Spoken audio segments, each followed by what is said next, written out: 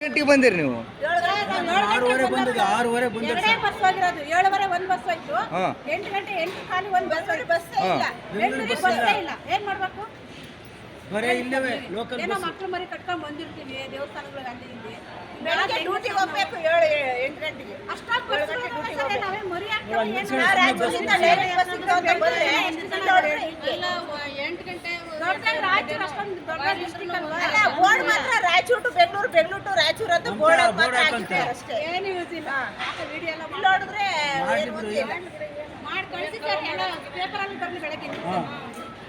ಇಲ್ಲ ಸರ್, ತುಂಬಾ ಇದು ನೋಡಿ ನಮ್ದು ಹೋಗ್ಲಿ ಅಲ್ಲಿ ನಿಲ್ಬೇಕು, ಕೂಳು ನಿಲ್ದ ಸಾಯ್ತಾ ಇದೆ. ಅಡ್ಡಲ್ಲಿದ್ರೆ ಕೇಳಾಕತ್ತ ಸೆಕಂಡ್ ಏನು ಅಂತ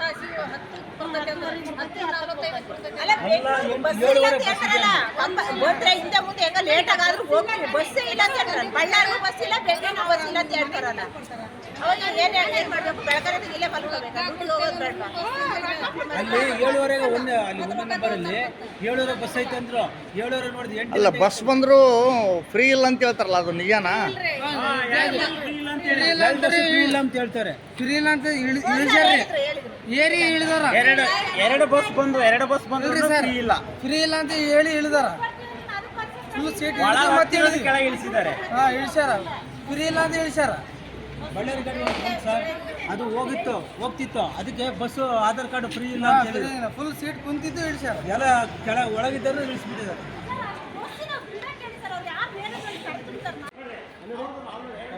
ನೋಡಿ 2 ಪಾಪು ಅಲ್ಲಿ ನೋಡಿ, ಅಲ್ಲಿ ಚಿಕ್ಕ 2 ಪಾಪು ಮಲ್ಕೊಂಡವ್ರೆ ನೋಡ್ರಿ. ಅಲ್ಲಿ ಮನೆಗೆ ಹೋಗ್ಬೇಕು, ಮುಂಜಾನೆ ತಕೊಂತಾರ.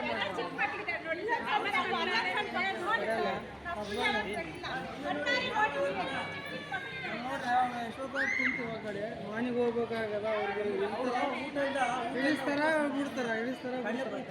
ಕಡಲೆ ಬರ್ತೀನಿ ಲೋಕಲ್ಲಿ ಕೂಡ ಇಲ್ಲ ಅಂತಾರೆ. ಲೋಕಲ್ಗೆ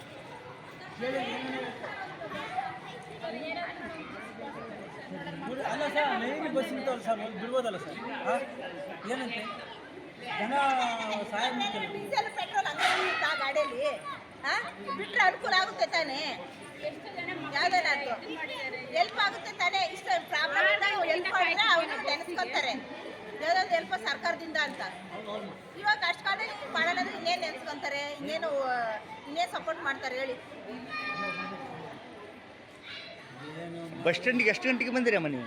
ಸರ್ ಕರೆಕ್ಟ್ 6:30 ಬಂದು ಸರ್. 6:30 ಇಂದ 7. ಬಟ್ 7 ಗಂಟೆಗೆ ಇದ್ದೀವಿ ಸರ್. ಇನ್ನೂವರೆಗೂ ಬಸ್ ಬಂದಿಲ್ಲ? ಬಂದಿಲ್ಲ. ಒಂದು ಬಂದಿಲ್ಲ. ತಮ್ಮ ಹೆಸರು? ರಂಗಲಕ್ಷ್ಮಿ.